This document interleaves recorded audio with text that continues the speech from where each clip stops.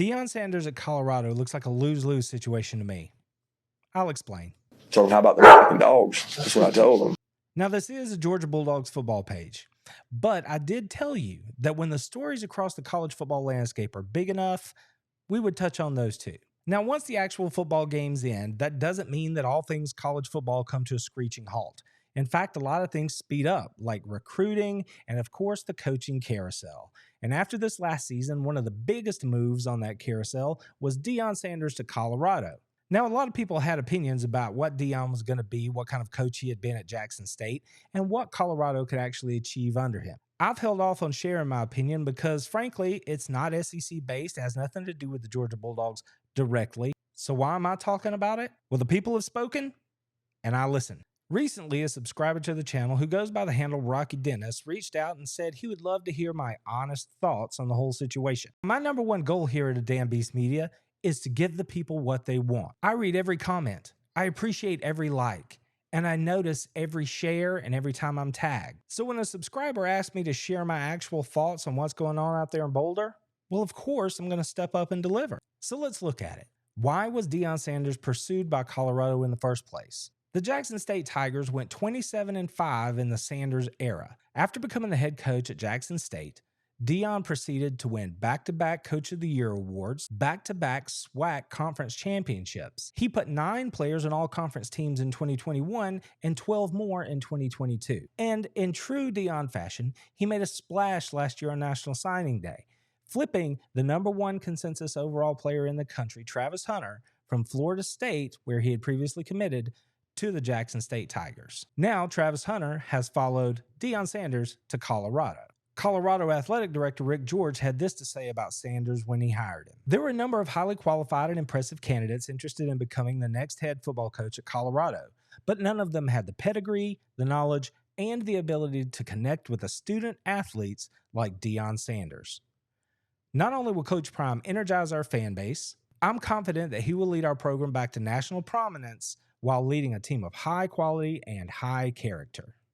Since arriving in Colorado, it has been near impossible to avoid DEION Sanders, even if you're really trying, thanks to his social media team. But DEION has been busy in Boulder. He's put together a really sharp, young staff, and he had to turn over that roster almost entirely, even if he did it in a mostly unconventional way. No one has utilized the transfer portal more than DEION Sanders in Colorado. They signed a total of 50 players through the portal this year, which ranked as the #1 overall transfer portal class of 2023.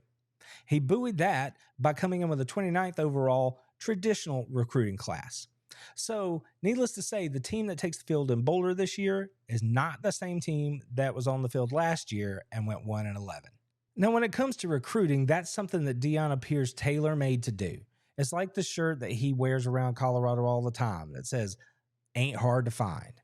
That's a fact. DEION's not afraid of the cameras, and he loves to put on a good show. As witnessed by what we saw for the spring game this year when the Buffaloes virtually filled the stadium and put on a show for a national television audience on ESPN. At his press conference, Sanders famously said, "In coaching, you either get elevated or terminated." Now, he's right, but that does sort of paint the picture for what's going to happen in Colorado the way I see it. It is important to appropriately calibrate what success looks like for Colorado this year. The Buffaloes only won 1 game in 22. If Sanders hits the field with them this year and they win 2, well, clearly that's improvement. If they win 3 games or more, that should absolutely be considered a success.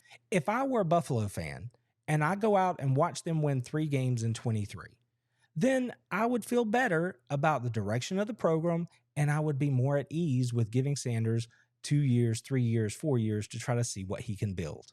As I said earlier, from the biggest picture sense, this looks like a lose-lose situation for the University of Colorado. Either Sanders goes out, they do well and win 3 games or more, and he manages to reestablish the Buffaloes as a football presence. Then, after 2 or 3 years, leaves Colorado and goes to a better situation. Or they go out and Sanders' approach fails completely, and the Buffaloes become more of a sad sack clown show than they've been in recent years. If the latter happens, at least Colorado took a shot, right?